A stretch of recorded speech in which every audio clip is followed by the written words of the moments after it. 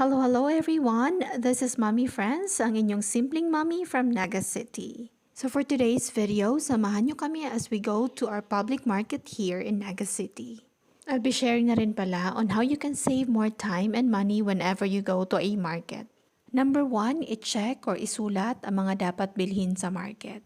Kapag may lista ka, mas mabilis ang paggalaw mo sa market at may iwasan na makalimutan ang mga sangkap na kailangan bilhin. Number 2, magdala ng bag o lalagyan ng mga binili. Sa ganitong paraan, may iwasan na makalimutan ang mga biniling items or sangkap. Number 3, i-budget ang daladalang pera at stick to the budget. Sa taas ba naman kasi ng bilihin dito sa Pilipinas, naku talaga namang mapapabudget ka ng bonggang-bongga. Number 4, alamin ang mga tindahan kung saan makakatipid ka.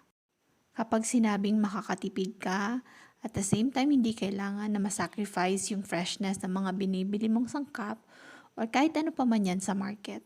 When buying a fish, check for the eyes. Kapag clear yung eyes, it means fresh yung fish. You can also check the gills or hasang. Kapag red pa, it means it's fresh. Kapag sa meat naman, representing freshness kapag yung meat is color red.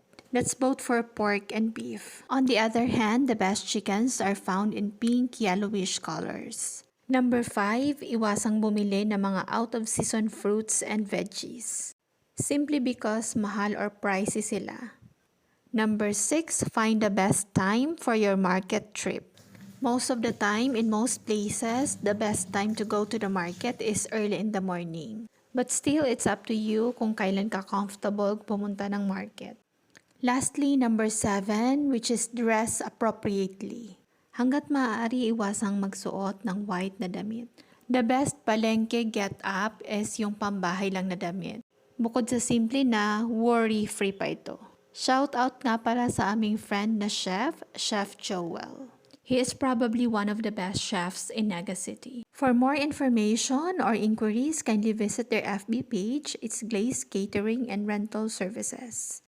Finally, it's time for us to go home and hopefully makatulong yung mga tips na binigay namin sa inyo whenever you go to a market.